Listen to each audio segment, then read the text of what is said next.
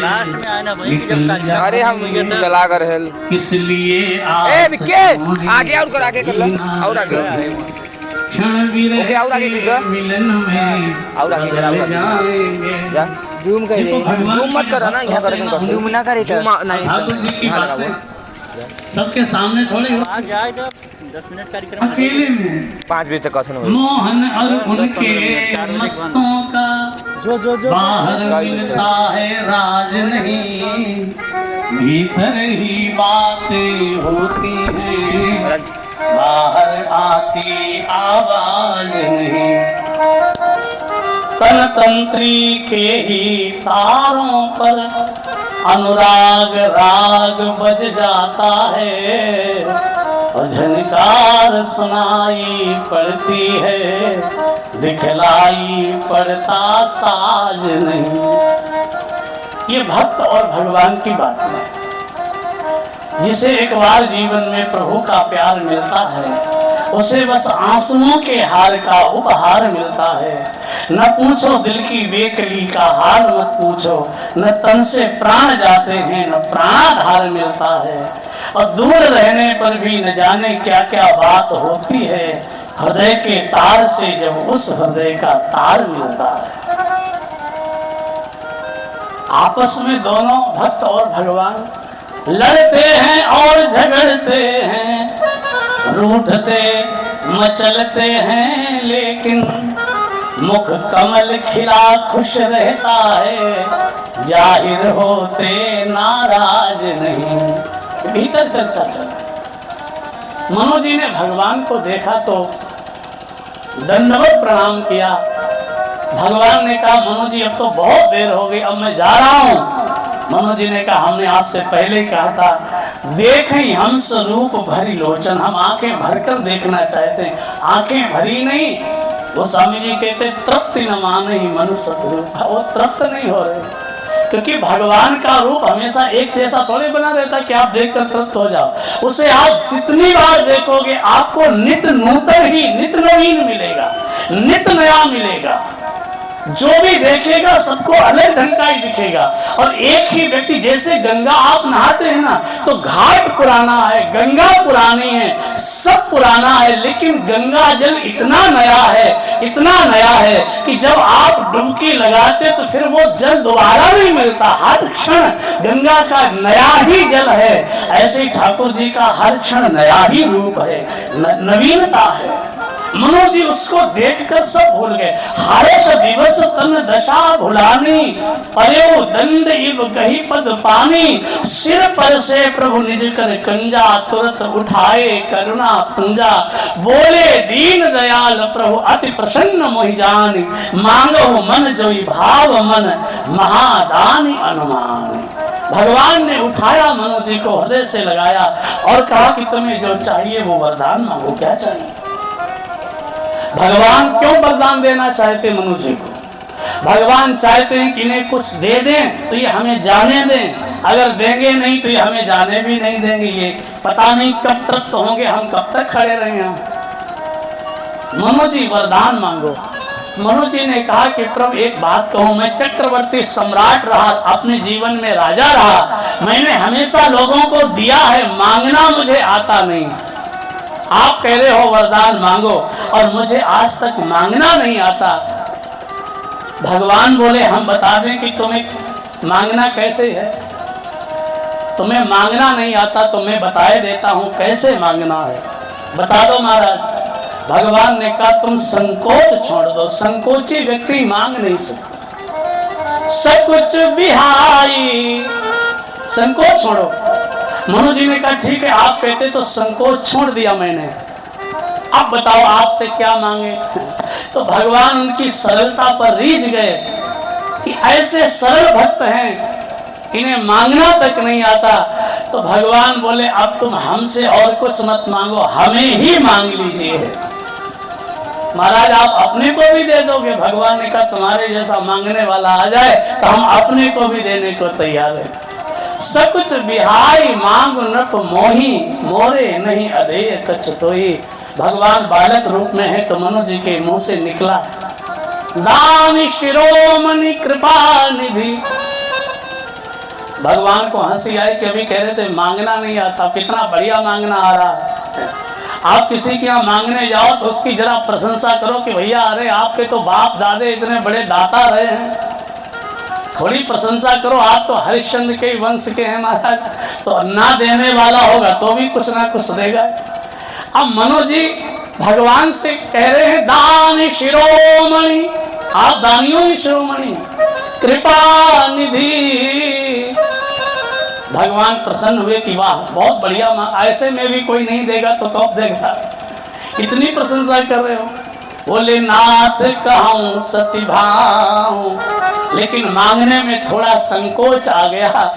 बोले चाहूं तुम ही समान सुत, ये नहीं कहा कि तुम ही मेरे बेटा बन जाओ, बोले तुम्हारे जैसा ही बेटा चाहिए। भगवान बोले तुम आखिरी में सच्चा ही गए। चाहो तुम्हें समान सुत प्रवसन कवन दुराओ, भगवान बोले तुमने हमारे जैसा बेटा मांगा है तो हम अपने जैसा कहाँ ढूंढने जाएं, इसलिए हम ही तुम्हारे बेटा बनेंगे। लेकिन तुमने हमारे जैसा मांगा है तो हम तो आएंगे ही, एक अपने जैसा भी लाएंगे। तो राम जी तो आए ही, और राम जी एक अपने जैसा भी लाए। राम जी के जैसा कौन है? बोले भरत भरत राम ही की अनुहारी, भरत राम ही की अनुहारी, सहसा रस करनारी, सहसा रस करनारी, भरत राम ही अनुहारी, भरत राम ही अनुहारी। श्री भरत जी राम जी की ही तरह हैं। अब आप आगे जब कथा सुनेंगे ना भरत जी का चरित्र, तब पता चलेगा कि भरत क्या है।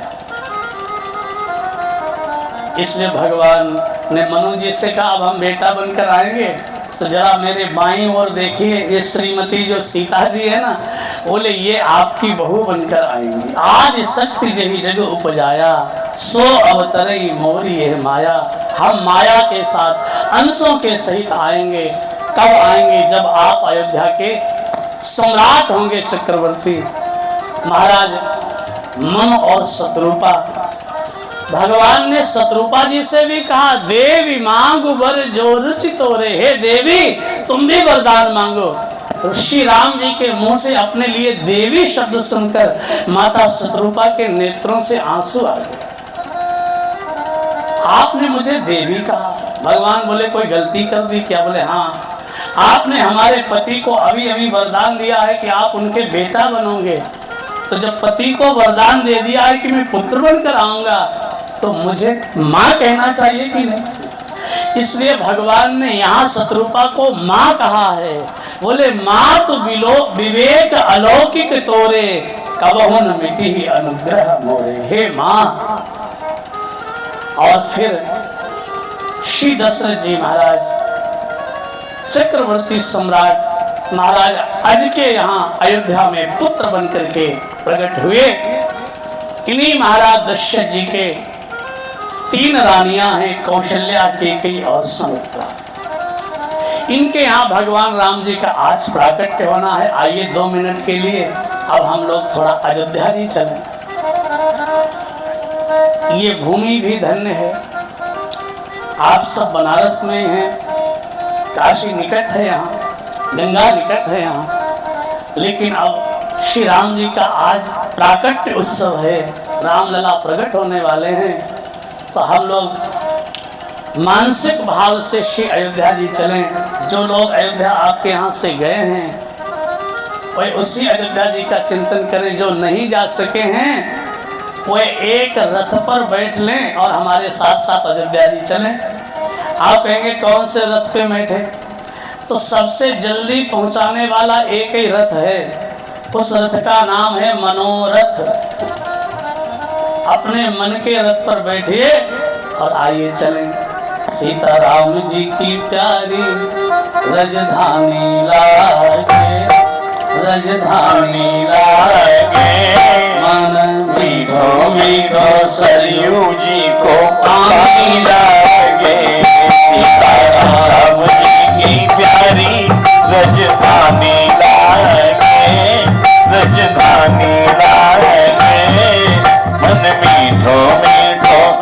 सरयू जी को पानी लागे। मन मीठो मीठो सरयू को पानी लागे।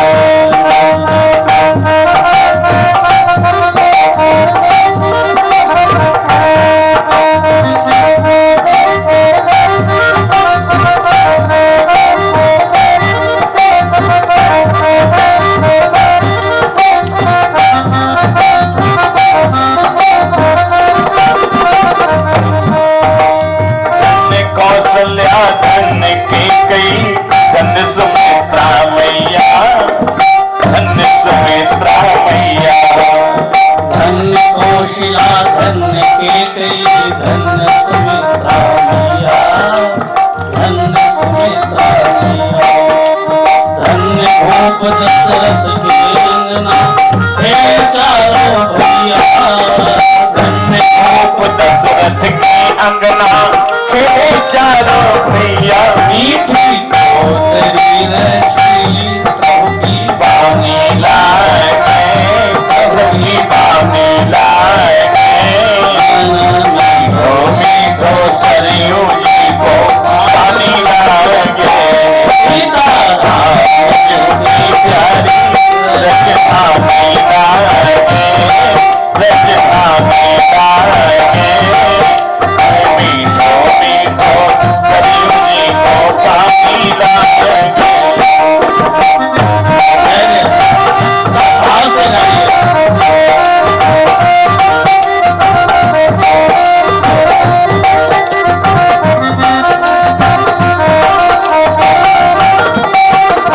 अयोध्या जी घूम रहे हैं, उन्होंने देखा होगा अयोध्या जी में छोटी छावनी रंग महल हनुमान गढ़ी अति सुंदर, हनुमान गढ़ी अति सुंदर। छोटी छावनी रंग महल हनुमान गढ़ी अति सुंदर, हनुमान गढ़ी अति सुंदर। सारे जगत के मालिक बैठे कनक भवन के अंदर, सारे जगत के मालिक बैठे कनक भवन के अंदर। सीताराम राम धन प्यारी मस्तानी लागे, मस्तानी लागे।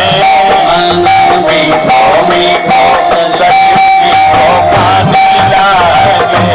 सीताराम चुनी प्यारी रज पानी लागे, रज पानी लागे। मीठो मीठो सरयू जी को पानी लागे।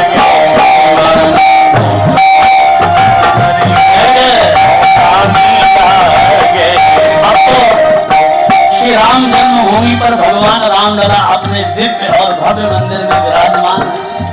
आप जाएं वहां। सहज सुहावनी जन्मभूमि श्री रघुवर रामलला की, श्री रघुवर रामलला की।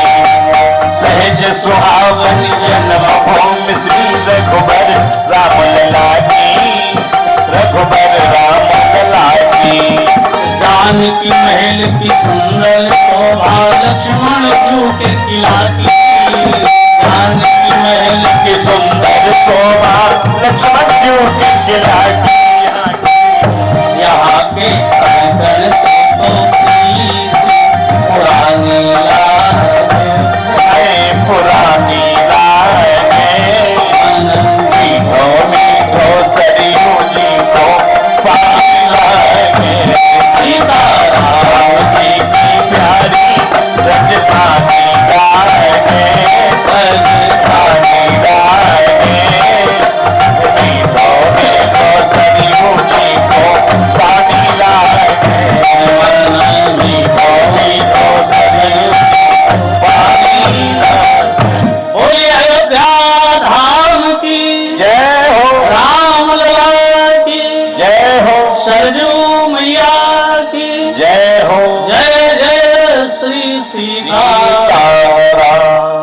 महर्षि वाल्मीकि जी अयोध्या का परिचय देते हुए कहते हैं, कौशलो नाम मुदिता सीतो जनपदो महान, निर्विष्टा सरयू तीरे प्रभूत धन धान्यवान। ये अयोध्या सामान्य नहीं है महाराज। ये अयोध्या स्वयं साकेत धाम, जहां भगवान राम जी का नित्य निवास है। ये उस दिव्य साकेत की ही भूमि है। अयोध्या का प्रभाव कोई प्राणी तब जान सकता है जब कुछ समय वो अयोध्या जी में निवास करे। तुलसी बाबा ने एक जगह लिखा है कि अवध प्रभाव जानी तब प्राणी, और जब उर्वशी राम धन पानी। जिसके हृदय में रामलला विराजमान है वो अयोध्या जी का प्रभाव जानता है।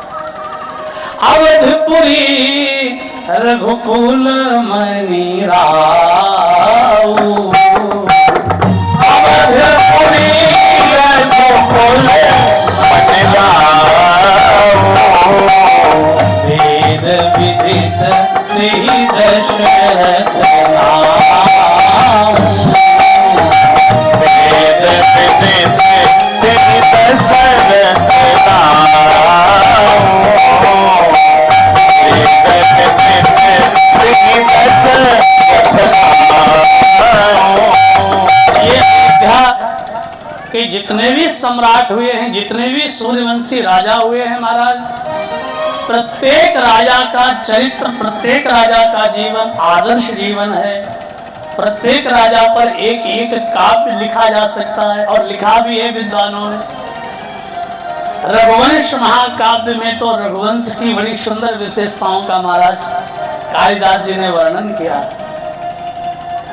स्वयंभू महाराज विवस्वान सूर्य के बेटा शाददेव मनु, और मनु जी के 10 बेटा इक्ष्वाकु, नृग, सर्याति, उनमें राजा इक्ष्वाकु के जो दंड आदि बेटा हैं, विकुक्ष आदि बेटा हैं, इन्हीं में युवनाक्ष, मानधाता, महाराज अम्बरीश, नभग, महाराज सगर, महाराज हरिश्चंद्र, रोहित, विजिताश्व, भगीरथ जो गंगा जी को धराधाम पर लाए, खटवांग, दीर्घ बाहु, रघु, अज, और महाराज दशरथ जी 39वीं पीढ़ी में भगवान राम जी का प्राकट्य। इसके संपूर्ण राजा एक से एक धार्मिक हुए, एक से एक चरित्रवान राजा हुए। अयोध्या नगरी में एक भी असंत नहीं है। पूर्णर नारी सुभग सुच संता, सबके सब धर्मशील ज्ञानी गुणवंता। महर्षि वाल्मीकि जी लिखते हैं स्वकर्म निरता नित्यम। अयोध्या के जितने भी, अयोध्या का अर्थ क्या है? जहां किसी प्रकार का कोई युद्ध ना हुआ हो। अयोध्या में कभी पिता और पुत्र में युद्ध नहीं हुआ, कभी भाई भाई में युद्ध नहीं हुआ, कभी सास बहू में युद्ध नहीं हुआ। जिसमें कभी युद्ध ना हुआ हो आपस में, उसका नाम है अयोध्या।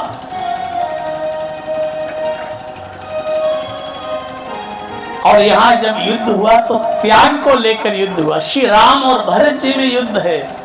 राम जी कहते ये अयोध्या भरत मेरी नहीं है, तुम्हारा इस पर अधिकार है। भरत जी कहते भैया ये अयोध्या मेरी नहीं, इस पर तुम्हारा अधिकार है। सारे संसार में जितने भी झगड़े हैं वो सब लेने के लिए हैं, लेकिन अयोध्या का जो झगड़ा है वो लेने के लिए नहीं, वो दूसरे को देने का संघर्ष है। इसलिए इसका नाम अयोध्या है। आजकल तो घर घर में हस्तिनापुर है महाराज। झगड़ों की हालत देखिए आप। एक परिवार था किसी गांव में, उसका नियम था कोई भिखारी भी आ जाए उसको भीख तक नहीं देनी है, ऐसा नियम बना था महाराज। ऐसे ऐसे लोग हैं। एक दिन सास पड़ोस में कहीं बैठी बातचीत कर रही पड़ोसिन से, और एक भिखारी उनके घर आ गया। उसने दरवाजा खटखटाया, भीतर से बहू निकली, पढ़ी लिखी समझदार थी, लेकिन क्या करती, उसने हाथ जोड़े भिखारी के, बोले भैया आप थोड़ा आगे बढ़ जाओ, हमारे यहाँ का नियम है, हमारे यहाँ कुछ दिया नहीं जाता। सास पड़ोस में बैठी, उसने वहीं से देख लिया ये भिखारी भीतर गया, कुछ दे तो नहीं दिया। उसने रास्ते में ही घेर लिया उस भिखारी को, बाबा उस घर से क्या मिला तुम्हें? भिखारी समझ रहा था, बोला तुम्हारी बहू मिली, उसने मना कर दिया कि हमारे यहाँ कुछ नहीं दिया जाता। तो सास नाराज हो गई, बहू ने मना कर दिया। बहू कौन होती मना करने वाली? बहू ने मना कर दिया। अभी 4 दिन हुए शादी को, घर आई, अभी से अपनी चलाने लगी, अभी से मालकिन बनी, चलो मेरे साथ। उस भिखारी को लगा आज सास बहू के झगड़े में शायद कुछ मिल जाए। वो बड़े भरोसे से आया। उस सास ने अपनी बहू को बहुत डांटा, बहुत सुनाया, तुम कल से आई, अभी से मालकिन बनेगी, तुम कौन होती मना करने वाली। फिर उस भिखारी से कहा सुनो, इस घर की मालकिन मैं हूं, मैं अभी जिंदा हूं और मैं मालकिन हूं, ये कुछ नहीं होती। मैं मना कर रही हूं, अब कुछ नहीं मिलेगा, अब आप जा सकते हैं। अब मैं मना कर रही हूं, अब कुछ नहीं मिलेगा। तो जिनके घरों में बहुओं को इतने भी अधिकार नहीं है, वहां हस्तिनापुर ही हो सकता है, वहां अयोध्या नहीं हो सकता।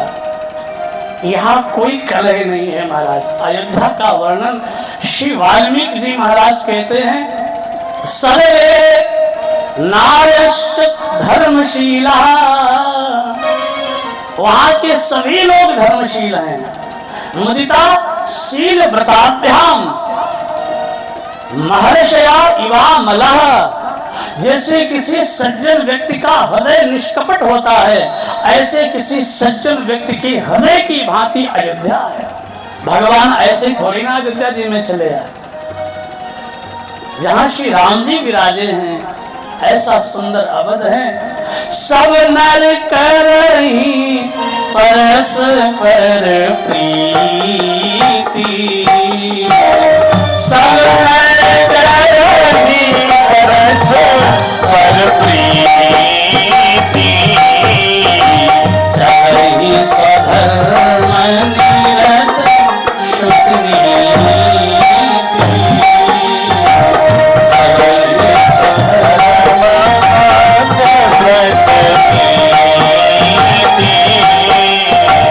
चलहि स्वधर्म निरत शुद्ध नीति। आपने देखा राम जी के राज्य में अयोध्या कितनी अद्भुत है। पूरी अयोध्या में एक भी मेडिकल स्टोर नहीं था राम जी के राज्य में, एक भी दवाई का अस्पताल नहीं था। क्यों? क्योंकि अल्प मृत्यु नहीं कवनि हो पीरा, किसी को कोई